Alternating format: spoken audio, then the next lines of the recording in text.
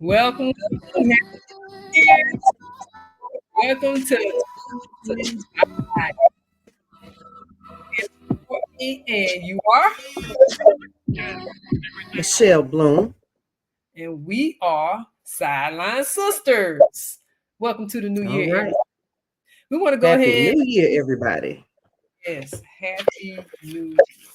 We want to go ahead and we want to start off our first show of the new year, and we're going to talk about a lot of things that happened, in 2024. I'm start off first with South Carolina on the payback tour. They went undefeated and they end up capturing the Mm, NCAA title mm. um, back to back, but with the year in between, they captured the 2024 NCAA women's title, Okay. defeating Iowa Hawkeyes. So I had to Iowa start. Hawkeyes. Yeah, we gotta give them a shout out. Then let's talk And about. Oh, here we go. The here we Caitlin. go. Come on. Here we go. Listen, I'm gonna tell you, for all y'all Caitlin Clark folk that salivate every time you hear her name, I'm going through everything that she has done because I don't have that kind of time. You don't have So that time. I don't have that kind of time. So we're gonna start off with her 3,954 career points, setting a NCAA women's basketball record for most points scored during her career. Y'all Okay. remember she had them COVID years too, y'all. So she had a little bit more time than the ordinary person. I'm just gonna Right. put that out there. And Exactly. also, she ended up being the number one draft pick for the WNBA. And also within her college years, she set numerous records for selling out arenas. Once she's blew up on social media, Oh, yeah. everybody wanted a piece of Caitlin Clark. She That's got a it. deal. Well, she's not the only one that's got a shoe deal now. About 3 or 4 other folks besides Caitlin Clark got a shoe deal, just not Caitlin, y'all. But All right. anyway, and let me go ahead and mention she still has no titles, y'all, just in case y'all didn't know that. She still has no titles. No But titles. yes, Man. is second rate. I gotta give her props. Let's give a shout out for Gino Ariema being the winningest coach in NCAA women's basketball. Oh, yeah. And yes. And also the WNBA forms the USA Olympic team, wins gold. They brought it They, home. they brought it home, but it was almost, not coming home. Had it Woo. for Gabby's foot being on that 3-point line, Oh, man.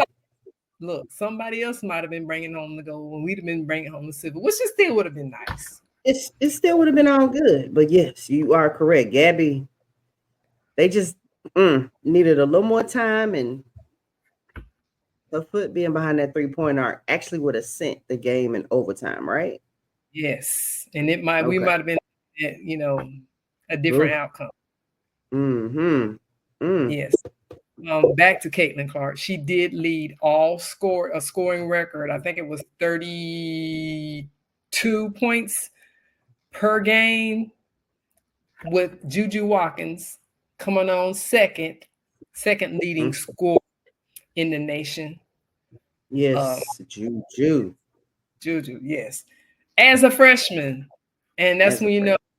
Heather. I'm sorry, Hannah Hidalgo also came on the scene, and she's doing her thing this year. Let's also talk about Asia Wilson, captures the Wilson. captures the MVP unanimously for Oh yeah. Las Vegas for the WNBA. Oh, folks would have been fighting if she did not get that. Fight. Yes, fighting. And let's Yeah. talk about the New York Liberty capturing Woo. their first, not their first, I think it's the second, but it's Yes. been years. It's been a lot of It was years. their first WNBA Oh yeah, that's right. It was their first championship. Yeah, they've They been have been to the playing. championship on several occasions. They've come up short, but Yes. they found the right. They found the right. What's the word I'm looking for? Combinations, but you know what? Pieces combination.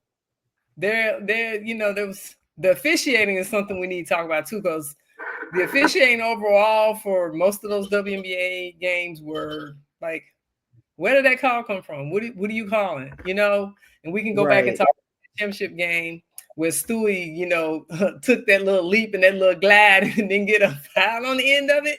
We can talk about that, but they'll be back. They'll be back. I think Dallas will be back. Not Dallas. Minnesota. Minnesota. Nafisha Collier. Yes, they'll be back. Kayla McBride. Yes. All right. Now, let's talk about some numbers. As far as the WNBA, they set a record for the women's. Excuse me. Let me talk. The Final Four. I just got so much to say. It's all coming out at one time. Take your time. Take your time. As the preachers say in church, take your time. 18.9 million viewers. That's a record-breaking amount of viewership for the women's Final Four this year. The WNBA set a viewers record for 54 million viewers. Oh my God! Wow. Tongue tied. And also, the WNBA had over 2.3 million record attendance at WNBA games, which is a 48% increase from last season. 154 sellouts. That is a 242% jump from last season. Is that not crazy? That's bananas. That's bananas. It's bananas. Yes. But I'm happy it's long overdue because, the support has not been there. And with that being said, now we have opened it up for expansion teams. Yes. Because of the respect and the demand for women's basketball. They want to see more. Let's also talk about the Indiana Fever. Also set some records for the WNBAs. They sold out almost all of their home games. Not only that, you had ratings, merch, and attendance up 601%. Wow. With the WNBA. And I mean, we have to say CC was behind all of that. I won't say all of it because there are some She people was. They wanted to see her in action. Okay, I want to give her the props. Go ahead, Michelle. Give it to her. I'm not giving. She is the reason. I mean, she is the reason. Unfortunately, even though women's basketball has been the same, but yes, because of what she brought to the NCAA, people wanted to see what she was going to do in the WNBA. Now, did she meet the expectations? Oh yeah. I say yes. If we're just talking the Indiana Fever, okay, I will agree with that statement. Yes. We just talk. But I'm just strictly talking about the Fever. Okay, as a basketball player myself, I've been watching the game for years, and I've seen. And I ain't trying to, discredit. I think Caitlin deserves everything, all the props that she has received. And like she said, she worked hard for all of it. And, it just makes it a little easier. And I'm not just going to say, because I like Sabrina. I ain't going to say I just like white players and I don't like white players and I like black players. It's not even like that. I like all basketball players. But, I think with the boom of social media, it's really brought more eyeballs to basketball. And yes, for Indiana Fever, I will agree with what you said. Okay, but moving on. With the WNBA and women's basketball combined, there has been 2 billion views on both social media and streaming outlets. Okay. Yep. So fan engagement has grown. And I think in part to the talent, and some of it is the lack of enthusiasm that's going on in the NBA right now. They have lost 54% of their viewership. Mm, So I don't know. wow. I don't know what's going on with the NBA. I mean, to me, it's very boring to watch it. I mean, Well, when you score between both teams almost 400 points, you're scoring 100, almost 100 points in the first half. yeah, I There's no think a lot. defense being played. Yeah, that makes it kind of more like a globetrotter show than and less like a basketball game. Exactly. It's entertainment completely. That is Yeah, what the NBA is. Again, no defense is being played. You don't see the defense being played until the NBA playoffs. right. So, With that and then being in said, basketball, they play defense. They play defense. And you see fundamentals. There's no right, fundamentals is out the door in the NBA. So there's no basic. comparison. What a dunk every now and then from from individuals. Every now and again. Every now and again. And All that's right. on the NCAA level. I haven't Yeah. seen it in the WNBA level yet. Um. I Griner think. has. Griner I, has. yes, I was going to say Grinders had done Fiji it. has. I think Lisa Leslie might have done it once or twice. Yeah. Yeah. Yeah, but And not that's very not many. what I'm going to a WNBA to look for anyway. I'm not trying No, to see who can dunk the ball. So no, no. We just want to see some good talent, well that's played, it. and I mean it's the competition. That's what I love. Oh yeah. The rival. All right. Is there anything else before we move on to the That games yesterday? that was a good recap of 2024. Yes, Yeah, I know definitely. that's not Oh, all. It's not all well, of it. okay, okay. No, that's not I'm all. saying You're right. I have right now, but I So, mean there were more things that were going on that I probably left out.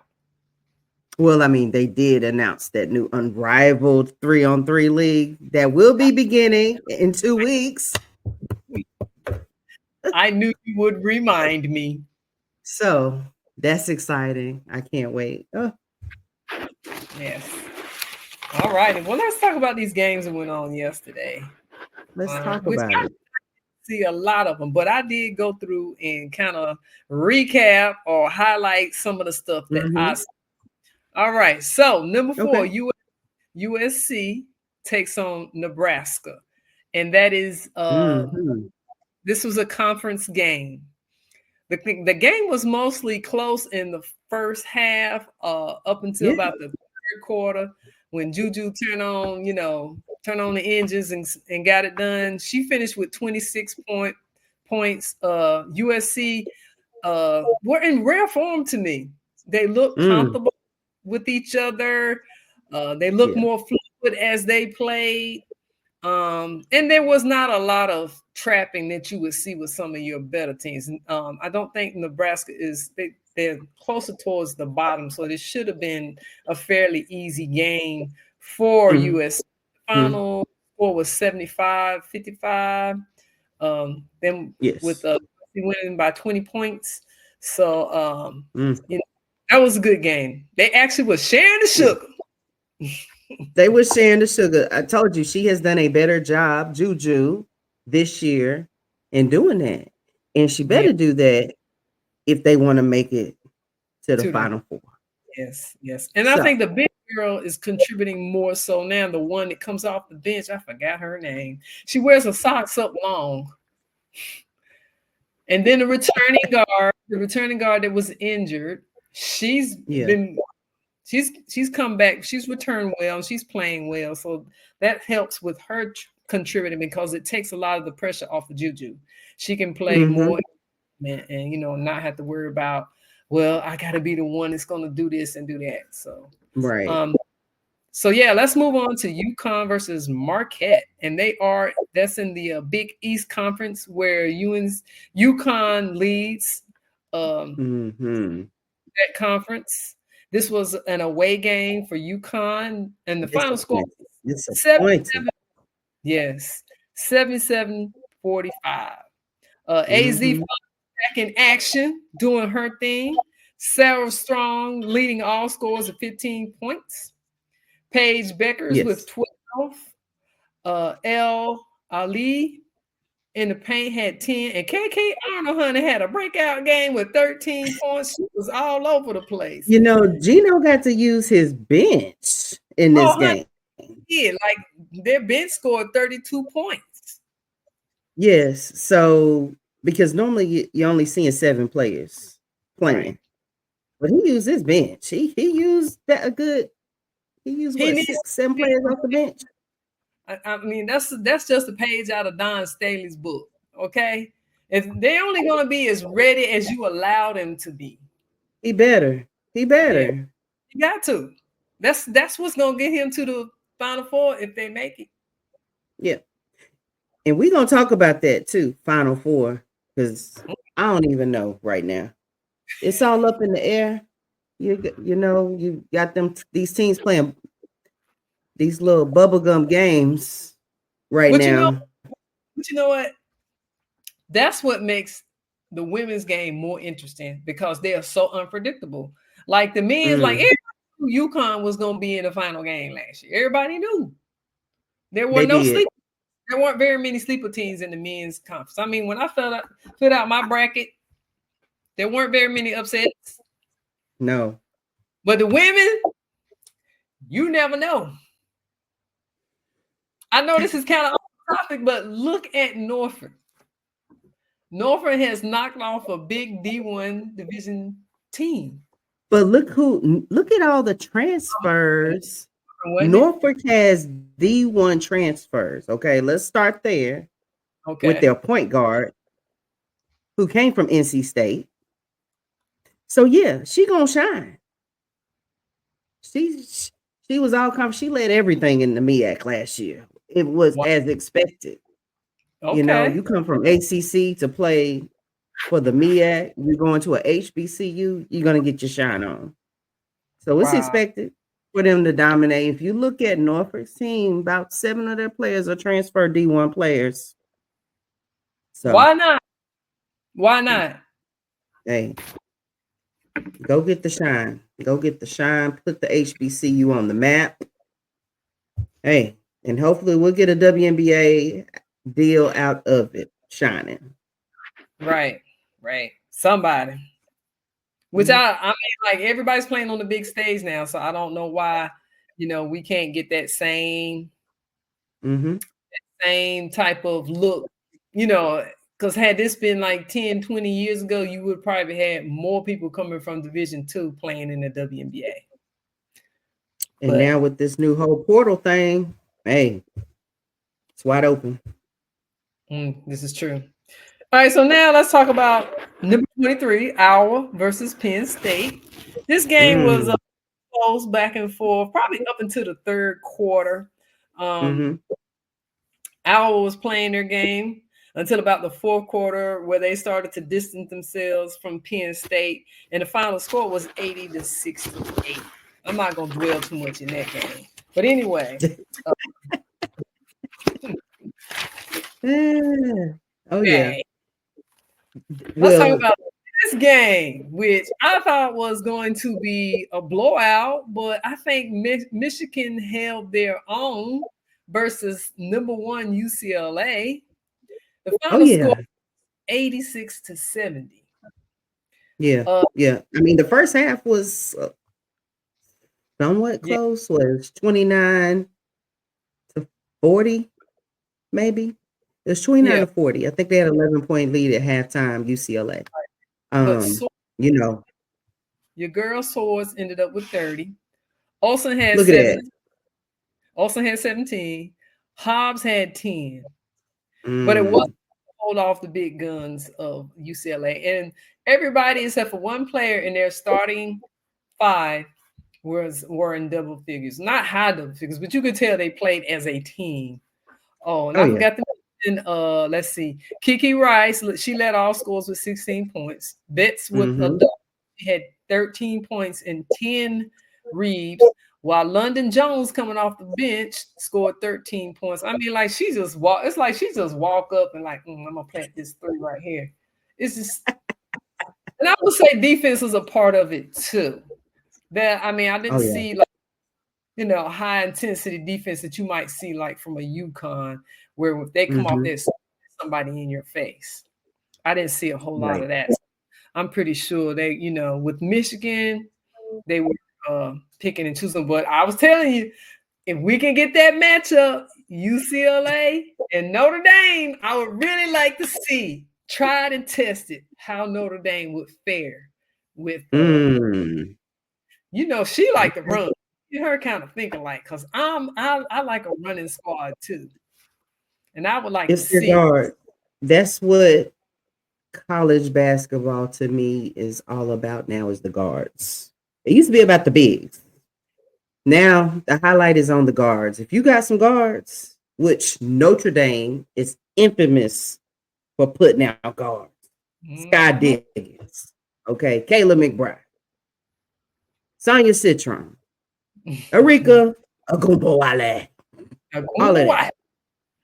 So, Yeah. And I think that has a lot to mm, do with the coach. oh It has a yeah, lot to do with her because I think, the she has more he, started something. Muffet has started something. The package. She got the package. She's kept it going. Tennessee used to be on top of their game with their guards. true, They true. have fallen off now. So I think that's now, like, finding the right coach mm, and getting the oh yeah, right chemistry and the right combination of players. UCLA has figured it out. Notre Dame has figured it out. I want UConn to figure it out, but I don't well, know. if you look at it too, those teams don't have high as far as turnover, I'm gonna say, like a job. They don't have folks coming in and out in the portal. True, You true. know, you used to be able to keep players for 4 years. Now you got players playing for four different teams in 4 years now, since they've opened up this portal thing to where you have teams like UConn, teams like Notre Dame, Right, whose players they come back and return. So they've got a good system going, just like South Carolina. Good system right, going. So right.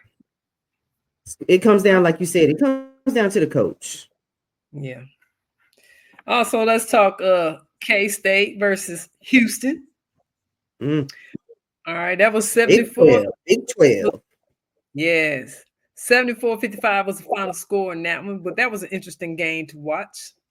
Mm, Yoka Lee and ended up with 15, Poindexter with 15, Sundale with 11, and Glenn with 15. Easy win for K-State.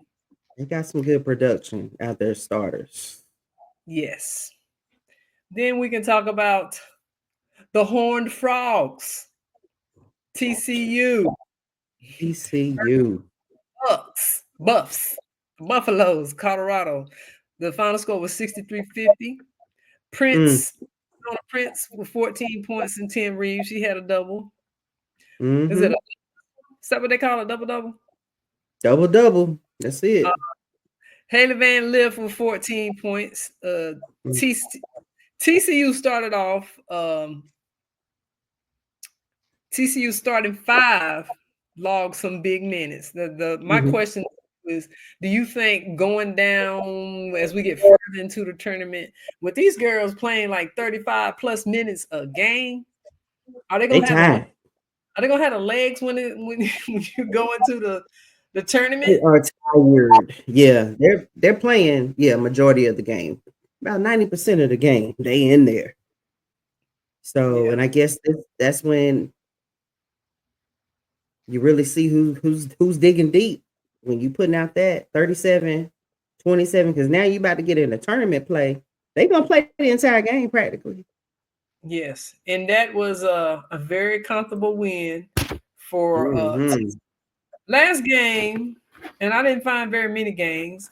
Although this game was played 3 days before the Clemson versus NC State. Oh man, was 83-79. Girl, that game went down to the wire. I'm thinking I'm gonna have to go back and watch it because I want to see play by play. Yeah, They was play by going back, play. girl. I don't know how many ties there were in that game, but there were a lot of ties.